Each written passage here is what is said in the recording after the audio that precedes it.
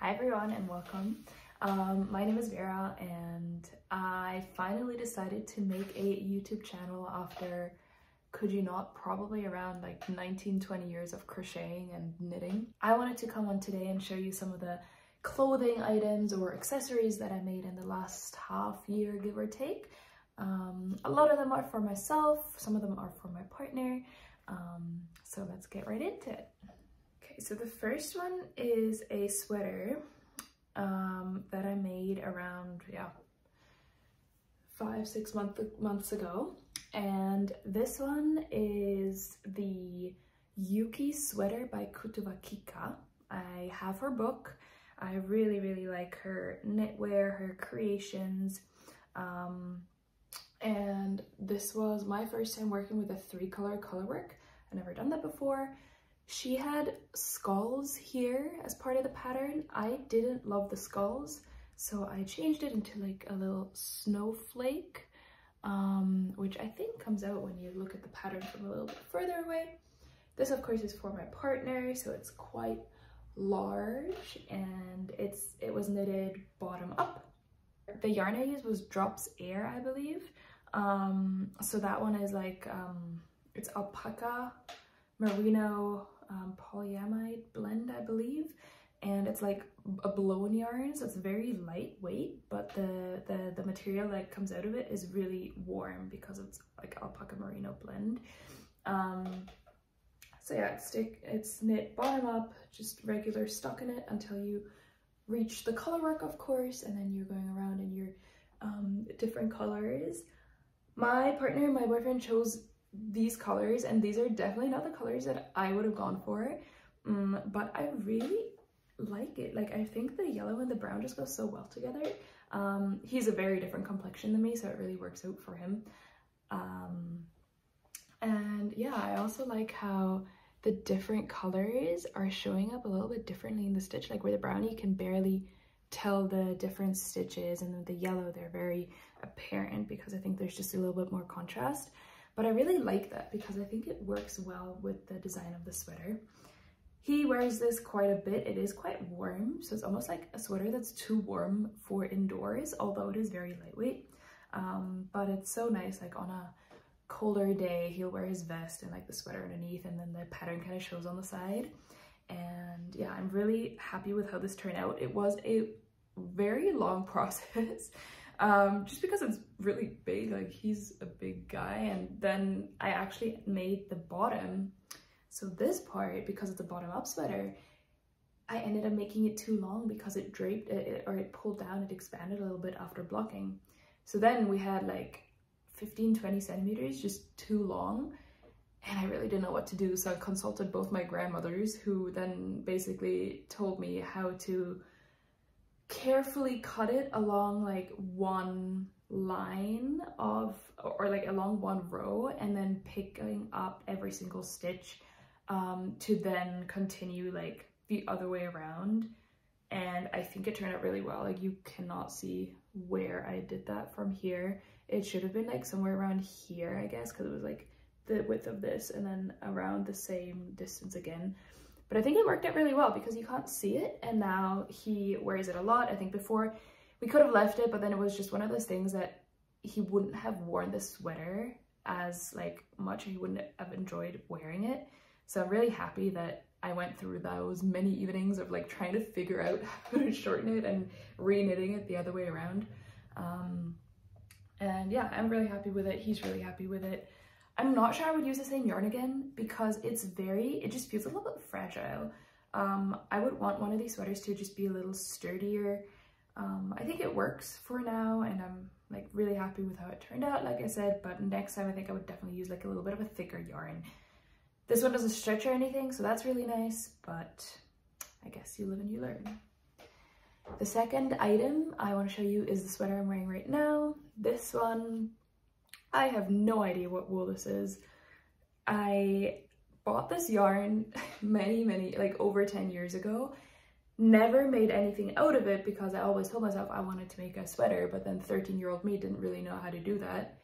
And like literally had it on my shelf for probably over 7 years. Then decided to make a vest out of it. It was a brioche stitch vest with like a cable here to kind of join the two sides. I made that one around 3 years ago.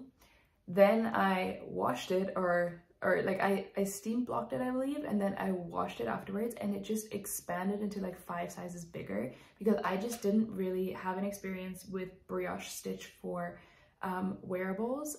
So it got so big that I didn't wear it anymore. So then I decided to take the whole thing apart and make a sweater out of it. So I was also really worried that it wouldn't be enough wool. I knew I had one more skein somewhere at my grandparents, so I found that, undid the whole thing, re-knitted this, so it's really just straight, like knitted all the same, knitted top down. I did some German short rows at the back, so just a little bit higher. I really like how the neckline turned out, because it's like a little bit of a, I don't know what you call this, but I really like the shape. And the stripes are also fun. Like, I had no idea what was going to happen, like I said, because I didn't even know what wool this was because it's so old and everything was just like in random rolled up balls. And before blocking, it was pretty uneven, but after blocking now, like, I think it turned out pretty well considering the history of this yarn. It was some sport sock yarn. I have no idea. It's not that itchy. It feels really nice. I think it's some wool, like acrylic or polyamide, whatever blend. Yeah, it's a Raglan, so you can see the shoulder here. And yeah, I'm really, really happy with how this turned out because I think it's one of those things that it's a recycled piece, so I'm just really glad that this wool is getting some more wear. I made the handcuffs quite long, so they reach all the way here. And then the front here is actually a little bit shorter than the back. So yeah, that's the second item of clothing. The third one was also a very long labor of love, and this one, I've wanted to make one of these for so long. This one is a crochet piece now, so this one and the one before, of course, was knit. And I'd seen some things online, but not really anything that I loved, so I knew that I wanted to kind of design my own thing. And I'm really, really happy with how this turned out. So it is a daisy granny square cardigan made from 80, I think 9 centimeter by 9 centimeter granny squares that I joined together. And now it looks like this. So I'm really happy with it. I think this is so fun. I started this in January and I just finished it. I think this is gonna be so nice to wear in spring, like with a crop top underneath or just like a tank top or something. It's nice. It's not that heavy because I used a cotton polyamide blend, so it's the Cotton Light from Drops.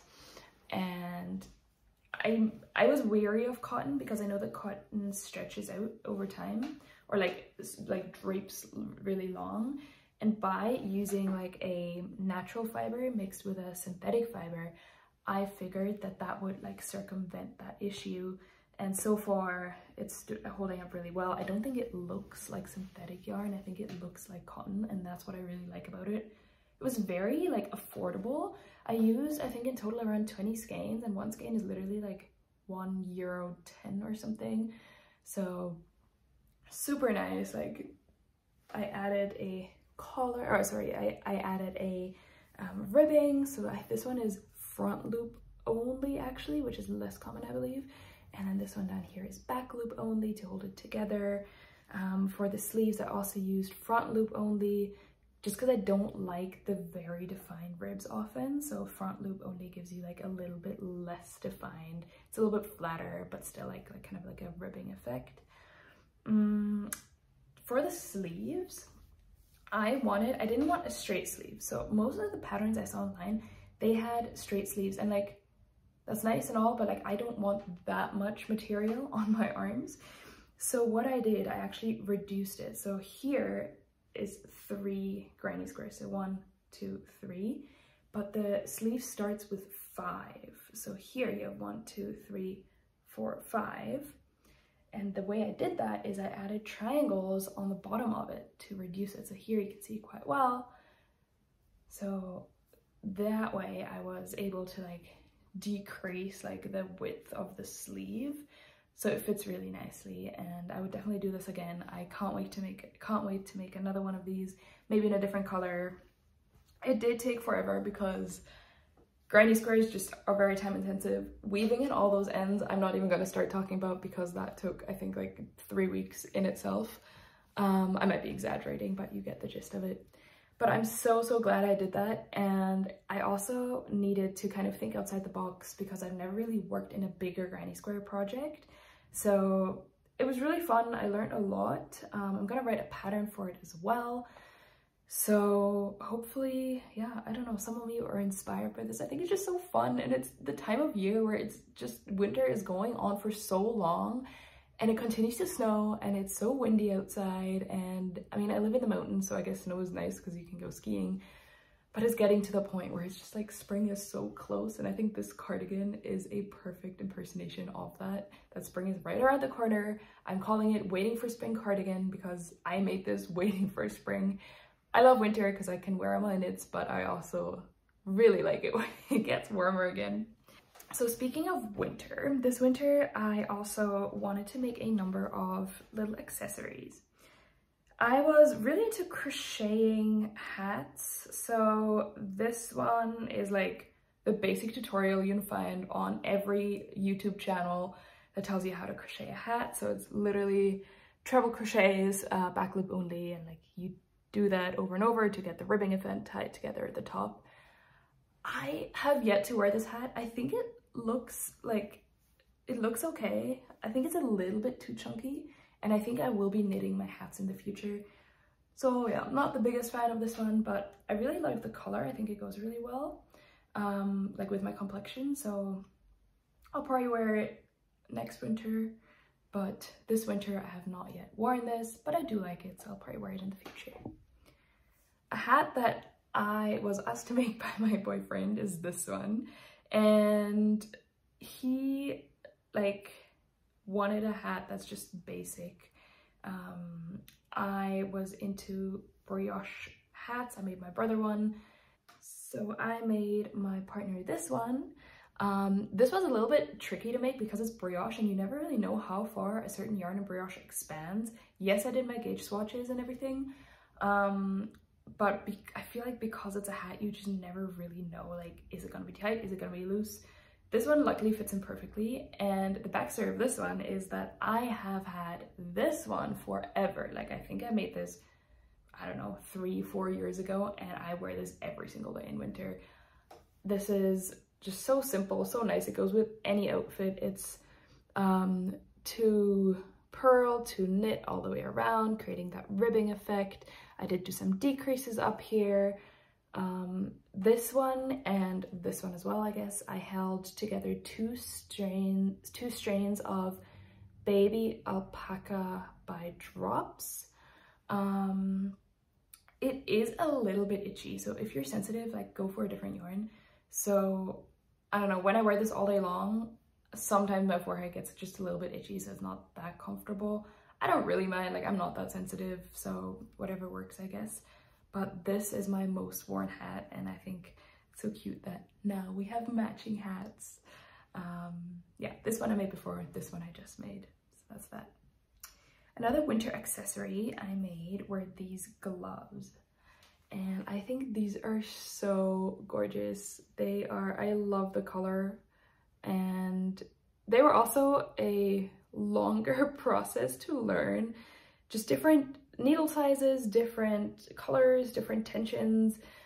I used all different sorts of yarn. So one of them I used was the Nord by Drops. I really like Drops yarn. It's easy to get here. I'm in Europe, so it's easy to get by. It's affordable. You know that the quality will be decent. And for this one, I actually had the Drops Nord, and then I held it with a skein of mohair.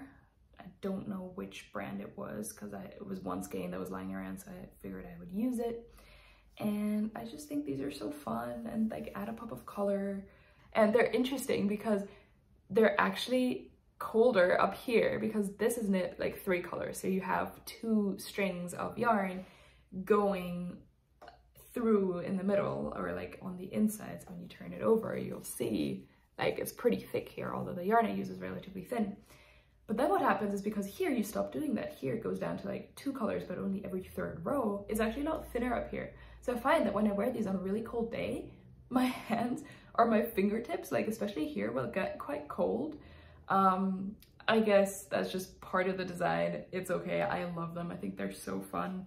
They're so fun and colorful. They're really soft because of the mohair, although I only used it with 1 color, like it kind of like carries through the whole glove. And I've also gotten a lot of compliments on these. The pattern is by Kutovakika in the same book as the Yuki sweater. And yeah, I did need to make a lot of adjustments, to be honest though. I didn't quite gauge, but even then, like I did the calculations and I needed to add a lot more stitches than what was written in the pattern. And also I find that around the thumb, like I needed to do some increases and decreases because yeah, there was just like, it wasn't fitting well. So I'm happy I did that. I used like different needle sizes to get different like widths for the thumb, but now they fit pretty well. So these are, I believe they're called the Sprinklify Mittens by Kutovakika. And then the last piece of clothing or whatever accessories that I want to show you is this fun hat, which I'm really excited for because that means when I wear this that it is almost spring. So I made a little bucket hat. I freehanded this, but I'm gonna try to write down a pattern because I think these would be cool in different colors. So yeah, I just had this green, so I made it green, and I'm really excited to get to wear this on a summery day. As you can probably tell, like I'm really just done with the cold seasons at this point, but I think most people are, and I think that's okay. And I think it's nice to like just get the excitement up with like creating things that you'll be able to wear in the summer. This is also made with the Drops Cotton Light color. I'm not sure, I guess I'm olive green, and yeah, I hope that I'll get lots of wear out of this bucket hat in the summer, and hopefully I'll make some more colors of them because I think these could be really fun just to pair with different outfits, and so on and so forth. The last thing, or one more thing I want to show you actually, is my little cute AirPod case that I crocheted and that I also have a tutorial up on YouTube. And this was just kind of like a random idea that I had. Then I posted it online somewhere and like people were really like into it. So I made another one. So I made them in like reverse colors. And I mean, why not? It's a cute little case. I didn't have an AirPod case and I didn't want to buy one, and I had yarn, so why not? Like it just kind of fits in quite snug. That was the main thing. Like I was just worried that I was gonna make something that I would lose my AirPods in. But I don't think that's really the case with this. And it's like I made it like a little keychain, so I just have it on my keys at work usually. And I love this. Like I love taking my AirPods out of them. I think it's such a like random fun thing. Like why not give your AirPod case like a crochet like little like coat that it gets to wear. And yeah, I think I actually like the dark green a little bit better just because it like I'm a color person, like I like my colors. And yeah, I included a charging hole as well for it.